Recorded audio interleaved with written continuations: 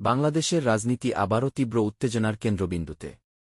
সংসদে রাষ্ট্রপতির ভাষণ ঘিরে বিরোধী দলের ওয়াকআউট, জামায়াতের আমিরের বিস্ফোরক মন্তব্য, রাষ্ট্রপতি ৩ কারণে অপরাধী। একই সময়ে ত্রয়োদশ সংসদ নির্বাচন নিয়ে নতুন আইনি ঝড়, নাহিদ ইসলামের বিরুদ্ধে কারচুপির অভিযোগে হাইকোর্টে মামলা। অন্যদিকে রাষ্ট্রপতি সংসদেই আওয়ামী লীগ সরকারের অতীত দুর্নীতি নিয়ে কঠোর মন্তব্য করেছেন। এর মধ্যেই এনসিপির নাসির উদ্দিন পাটোয়ারির দাবি, ভারতের সঙ্গে সমঝোতা করা রাজনৈতিক শক্তিকে বয়কট করতে হবে। সংসদ, আদালত ও রাজপথ, সব জায়গায় উত্তপ্ত রাজনৈতিক সমীকরণ, আর দেশের রাজনীতি যেন নতুন এক অস্থির মোড়ে দাঁড়িয়ে।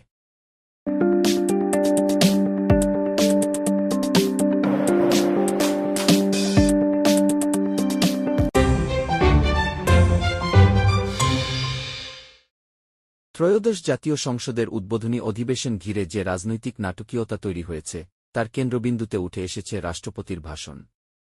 সংসদের ঐতিহ্যগত এই ভাষণ সাধারণত আনুষ্ঠানিক ও সাংবিধানিক একটি প্রক্রিয়া হলেও এবার সেটি রূপ নিয়েছে তীব্র রাজনৈতিক সংঘাতে। জামায়াতে ইসলামীর আমির ডা. শফিকুর রহমান সংসদ কক্ষ থেকে ওয়াকআউট করে সরাসরি মন্তব্য করেছেন, রাষ্ট্রপতি ৩টি কারণে অপরাধী, তাই তার বক্তব্য তারা এই সংসদে বসে শুনতে পারেন না। এই বক্তব্য প্রকাশ্যে আসার পরই সংসদীয় রাজনীতিতে নতুন করে উত্তেজনার সঞ্চার হয়েছে। সংবিধান অনুযায়ী সংসদের প্রথম অধিবেশনে রাষ্ট্রপতির ভাষণ দেওয়া একটি গুরুত্বপূর্ণ সাংবিধানিক দায়িত্ব। সেই ভাষণের মধ্য দিয়ে সরকারের নীতি, ভবিষ্যৎ পরিকল্পনা এবং রাষ্ট্র পরিচালনার দিকনির্দেশনা তুলে ধরা হয়। কিন্তু বিরোধী রাজনৈতিক শক্তির একটি অংশ মনে করছে, বর্তমান রাজনৈতিক বাস্তবতায় রাষ্ট্রপতির ভূমিকা নিয়ে প্রশ্ন রয়েছে।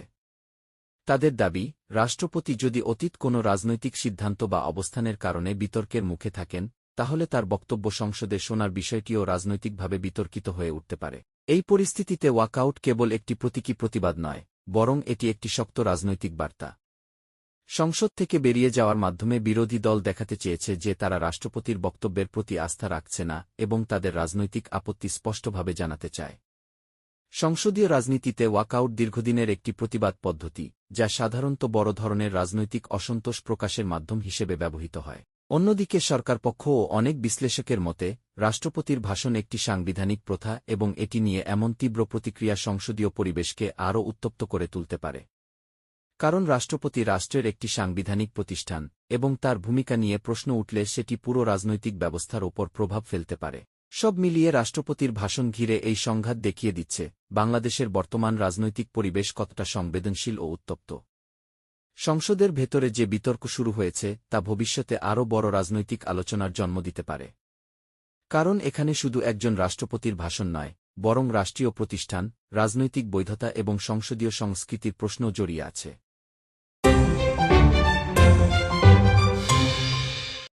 ত্রয়োদশ জাতীয় সংসদ নির্বাচন শেষ হলেও রাজনৈতিক উত্তাপ থামেনি, বরং এবার সেই উত্তেজনা পৌঁছে গেছে আদালতের দরজায়। জাতীয় নাগরিক পার্টির এনসিপি আহ্বায়ক ও বিরোধী দলীয় চিফ হুইপ নাহিদ ইসলামের বিরুদ্ধে নির্বাচনী কারচুপির অভিযোগ তুলে হাইকোর্টে মামলা দায়ের করা হয়েছে। আর এই মামলায় এখন নতুন করে প্রশ্ন তুলছে, নির্বাচন কতটা স্বচ্ছ ছিল, আর রাজনৈতিক প্রতিযোগিতা কতটা ন্যায়সঙ্গত ছিল। বাংলাদেশের রাজনৈতিক বাস্তবতায় নির্বাচনকে ঘিরে বিতর্ক নতুন কিছু নয়। প্রায় প্রতিটি বড় নির্বাচনের পরই কারচুপি, অনিয়ম বা প্রশাসনিক প্রভাবের অভিযোগ উঠে।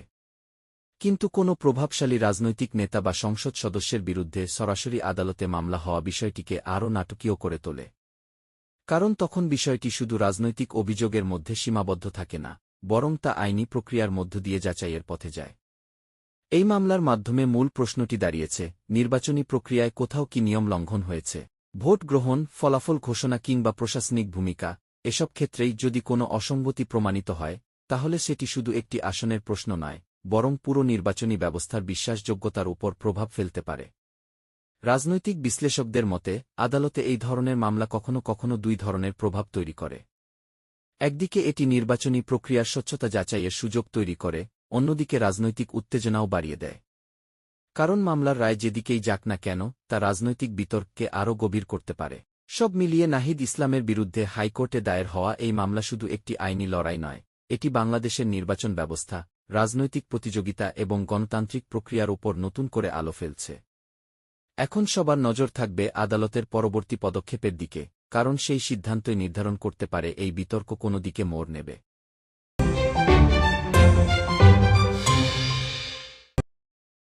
ত্রয়োদশ জাতীয় সংসদের উদ্বোধনী অধিবেশনে রাষ্ট্রপতি শাহাবুদ্দিনের ভাষণ শুধু আনুষ্ঠানিক বক্তব্যেই সীমাবদ্ধ থাকেনি, বরং তার একটি মন্তব্য রাজনৈতিক অঙ্গনে নতুন বিতর্কের জন্ম দিয়েছে।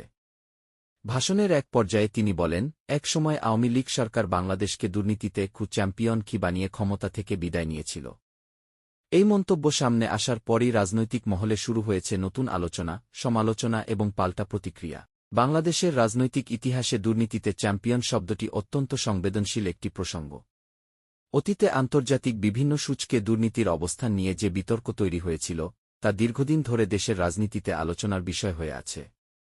রাষ্ট্রপতির বক্তব্য সেই পুরনো রাজনৈতিক বিতর্ককে আবারও সামনে নিয়ে এসেছে। অনেক বিশ্লেষকের মতে, রাষ্ট্রপতির ভাষণ সাধারণত নিরপেক্ষ ও রাষ্ট্রীয় দৃষ্টিভঙ্গি তুলে ধরার একটি মঞ্চ।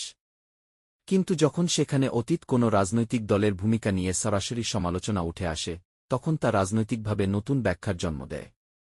কারণ রাষ্ট্রপতি সংবিধান অনুযায়ী রাষ্ট্রের অভিভাবক সুলভ একটি অবস্থানে থাকেন, তাই তার বক্তব্য অনেক সময় রাজনৈতিক বার্তা হিসেবেও ব্যাখ্যা করা হয়। অন্যদিকে কেউ কেউ মনে করছেন, রাষ্ট্রপতি মূলত দেশের অতীত রাজনৈতিক বাস্তবতার একটি অংশ তুলে ধরেছেন এবং দুর্নীতির বিরুদ্ধে কঠোর অবস্থানের গুরুত্ব বোঝাতে চেয়েছেন।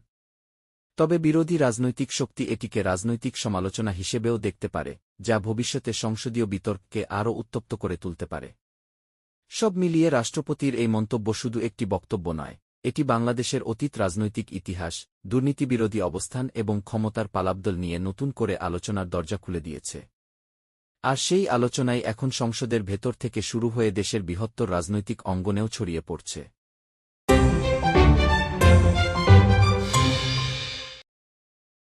বাংলাদেশের রাজনীতিতে ভারত ইস্যু সবসময় একটি সংবেদনশীল এবং প্রভাবশালী বিষয়। সম্প্রতি জাতীয় নাগরিক পার্টি এনসিপি-র মুখ্য সমন্বয়ক নাসির উদ্দিন পাটোয়ারির বক্তব্য সেই পুরনো বিতর্ককে আবার নতুন করে সামনে নিয়ে এসেছে।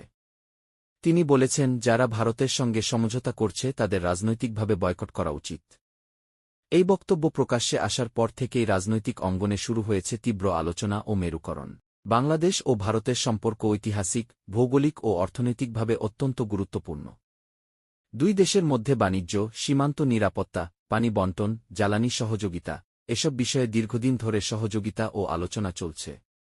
কিন্তু দেশের অভ্যন্তরীণ রাজনীতিতে অনেক সময় এই সম্পর্কই বিতর্কের কেন্দ্র হয়ে ওঠে। কারণ একটি অংশ মনে করে, প্রতিবেশী শক্তির সঙ্গে ঘনিষ্ঠতা কখনো কখনো জাতীয় স্বার্থের প্রশ্ন তুলতে পারে, আবার অন্য অংশ মনে করে আঞ্চলিক সহযোগিতা ছাড়া অর্থনৈতিক ও কৌশলগত উন্নয়ন সম্ভব নয়। নাসির উদ্দিন পাটোয়ারির বক্তব্য মূলত এই রাজনৈতিক দ্বন্দ্বকেই আরও স্পষ্ট করে তুলেছে। তার বক্তব্যে বোঝানো হয়েছে যে, বিদেশি শক্তির সঙ্গে কোনো ধরনের রাজনৈতিক সমঝোতা দেশের স্বার্থের বিরুদ্ধে যেতে পারে, এবং সেই কারণেই তিনি বয়কটের আহ্বান জানিয়েছেন। বিশ্লেষকদের মতে, এই ধরনের বক্তব্য কেবল একটি রাজনৈতিক মন্তব্য নয়, বরং এটি বাংলাদেশের পররাষ্ট্রনীতি ও আঞ্চলিক কৌশল নিয়ে বৃহত্তর বিতর্ককে উস্কে দিতে পারে। কারণ দক্ষিণ এশিয়ার রাজনীতিতে ভারত একটি গুরুত্বপূর্ণ আঞ্চলিক শক্তি, এবং বাংলাদেশের সঙ্গে তার সম্পর্ক অর্থনীতি থেকে নিরাপত্তা, প্রায় সব ক্ষেত্রেই প্রভাব ফেলে। সব মিলিয়ে বলা যায়, ভারত ইস্যুকে ঘিরে যে রাজনৈতিক বক্তব্য সামনে এসেছে, তা শুধু একটি দলের অবস্থান নয়, বরং এটি বাংলাদেশের রাজনীতি, কূটনীতি এবং জাতীয় স্বার্থ নিয়ে চলমান দীর্ঘদিনের বিতর্ককে আবার নতুন করে আলোচনার কেন্দ্রবিন্দুতে নিয়ে এসেছে।